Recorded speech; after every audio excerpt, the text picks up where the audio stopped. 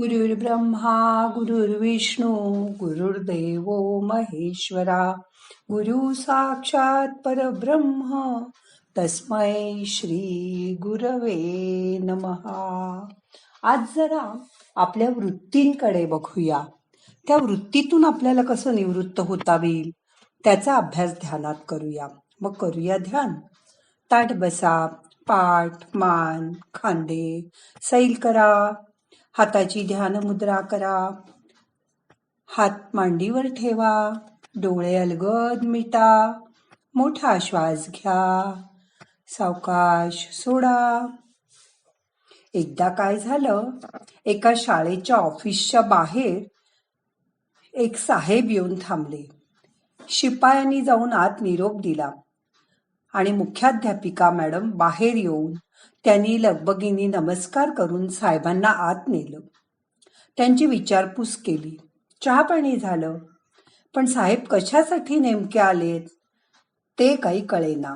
शेवटी त्या शिक्षिकेने नकळत विचारायला सुरुवात केली, कोणत्या कामानिमित्त येणं झालं साहेब? तेव्हा हसून साहेब म्हणाले, तुम्हीच काल निरोप पाठवला होता म्हणून मी आलो. इतक्यात त्यांचा मुलगाही तोही आत आला. मुलाने खुलासा केला की हे साहेब, तुम्ही काल निरोप दिला होता म्हणून मी त्यांना घेऊन आलो. आणि मग बाईंना उलगडा झाला. त्या साहेबांनी बोलताना या सगळ्यांचा खुलासा करायला सुरुवात केली. मी मागे एकदा ग्रामपंचायतीचा सरपंच म्हणून निवडून आलो. तेव्हा माझ्या आईला खूप कौतुक वाटल्याने ती मला सतत येता जाता साहेब म्हणायची. माझ्या पत्नीने पण हीच स्त्री पुढे चालू ठेवली आणि आता माझा मुलगाही मला बाबा किंवा पप्पा म्हणायच्याऐवजी साहेबच म्हणतो. आता मी सगळ्यांचा साहेबच आहे. हे ऐकल्यानंतर त्या शिक्षिकेच्या नेमकं लक्षात आलं की माणूस त्याला मिळालेल्या उपाधीबाबत किंवा पदाबाबत सतत आग्रही असतो. अगदी मरेपर्यंत आपल्याला त्याच नावाने किंवा त्याच पदाच्या सन्मानाने ओळखलं जावं यासाठी प्रत्येकाचा अट्टहास असतो. अशा या पदांच्या किंवा मोठेपणाच्या झुली अंगावर घेऊन वावरणारे आपल्याला समाजात सर्वत्र आढळतात. काही जण नात्यांच्या झुलीमध्ये अडकलेले असतात, तर काही जण तो सन्मान मिळावा म्हणून धडपडत असतात. कोणी कोणी जबाबदारीच्या झुली घेऊन बावळत असतात, तर कोणी सन्मानाच्या झुली. सगळ्यांचीच आमची एक मानसिक वृत्तीच असते. त्यापासून वेगळं होणं आपल्याला फारसं काही जमत नाही. आपली उपाधी, आपलं पद किंवा मोठेपण आपल्याला उपरण्यासारखं बाजूला काढून ठेवता येतच नाही. आपण ते सतत गळ्यात अडकवून मिरवण्याचा प्रयत्न करतो. माजी मंत्री, माजी खासदार, माजी आमदार असं लिहिलेलं आपण कितीदा पाहतो. या बाबतीत विनोबा भावे खूप सुंदर लिहितात, आपल्याला सूर्यासारखं होता आलं पाहिजे. सूर्य दिवसभर या सृष्टीला प्रकाशमान करून संध्याकाळी सगळ्या किरणांचा पसारा आवरून निघून जातो. तसं पण आम्ही मात्र या किरणांच्या प्रकाशातच अडकून पडलेलो असतो.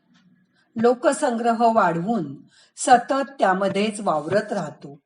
आम्हाला मिळालेली मोठी मोठी पदकं, घरात असलेले मोठे मोठे मोमेंटो, करंडक आम्हाला सतत आमच्या घरात मिरवावेसे वाटतात. अनेक लोक त्यासाठी मोठ्या मोठ्या शोकेस सुद्धा करून घेतात. आम्ही सुद्धा याला अपवाद नाही. परंतु आपल्या मागे या बक्षिसांचं काय करायचं असा प्रश्न घरातल्यांना पडेल हे आपल्या डोक्यात सुद्धा येत नाही. किंवा नातवाला मिळालेलं बक्षीस आता कुठे ठेवायचं असा जेव्हा प्रश्न येतो तेव्हा आपोआप या मोमेंटोची रवानगी कचरा पेटीत व्हायला सुरुवात होते.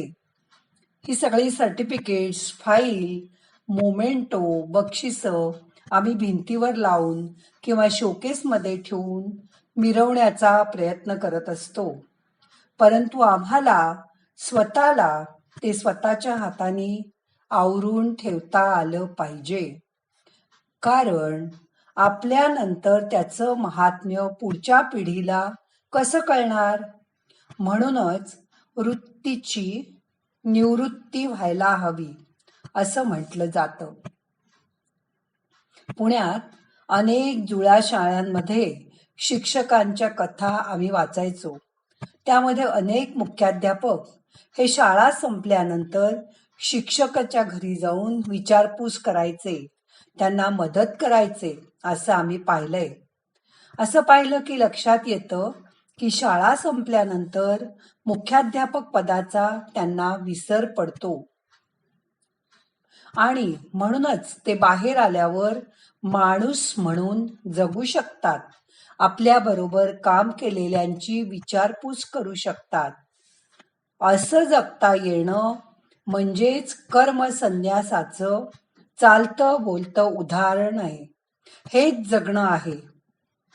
आपल्या शरीराचे जर उदाहरण घेतलं तर आपल्याच लक्षात येईल आपल्या अवयवांना सुद्धा निवृत्ती असते. ठराविक काळानंतर आमच्या डोळ्यांना मोतीबिंदू तयार होतो, दिसायला कमी लागतं, कानांना ऐकू येईन असं होतं, बोलता बोलता जीभ अडखळायला लागते. नेहमी भराभर चालणारे लोक पायात पाय अडकून पडतात. त्यांचे पाय आता दुखायला लागलेले असतात. जे हात कायम कामाच्या गतीमध्ये असतात त्यांची गती हळूहळू कमी झालेली असते, निवृत्तीला आलेली असते आणि काहीही न सांगता न कुणाच्या नकळत अपरोक्ष अशी वृत्ती माणसाची व्हायला हवी. पण माणसं त्यातच अडकून मोठेपणाने ती पदं मिळवत राहतात, सतत मिरवत राहतात आणि त्यात इतके अडकून पडतात की आपण ह्यातून निवृत्त व्हायचंय हेच ते विसरून जातात. मग इथेच सगळा घोटाळा चालू होतो. एखाद्या सासूला वाटतं की माझंच कौतुक करा, सुनेचं मोठेपण तिला मान्यच होत नाही. एखाद्या मोठ्या पदावरच्या साहेबाला वाटतं की सतत माझ्या पुढे मागे माणसं वावरली पाहिजेत. एखाद्याला त्याच्या खुर्चीचा किंवा पदाच्या नावाने ओळखलं जावं असा त्यांचा कायम अट्टहास असतो. रावसाहेब, भाऊसाहेब असं लोकांनी म्हणावं असं त्यांना सतत वाटतं. मग नाही म्हटलं गेलं की तो रागावतो, रुसतो. असं बघितलं असेल तुम्ही. नाटकात शिवाजीचं काम करणारा घरी आल्यावर मा साहेब आम्हास जेवण तयार ठेवा असं म्हणतो, तेव्हा आईकडून सणसणीत उत्तर मिळतं, अहो शिवाजी राजे आता भानावर या. असाच अनुभव आपल्याला इतरत्रही येतो. त्या भूमिकेतून बाहेर पडता यायला हवं. ह्या ज्या मनाला लागलेल्या अनेक व्याधी आहेत किंवा वृत्ती आहेत, या संपवणं फार कठीण असतं. पण त्यासाठी आपल्या वृत्तींची निवृत्ती व्हावी असं ज्ञानदेव सुद्धा सांगतात. योगामध्ये सगळ्यात मोठं सूत्र योगश्चित्तवृत्ती निरोधः. या चित्तवृत्तींचा निरोध करण्यालाच योग असं म्हणतात. म्हणून ह्या वृत्तींची आयुष्यात आपण चांगले असतानाच निवृत्ती करता आली पाहिजे. ती शिकायचा आजपासून प्रयत्न करा.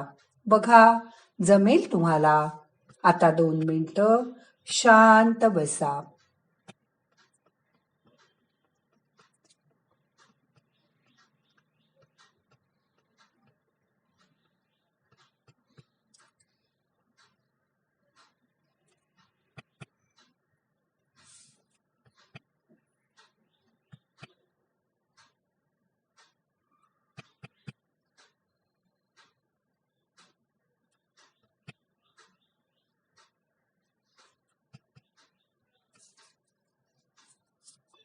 आता आजचं ध्यान संपवायचंय.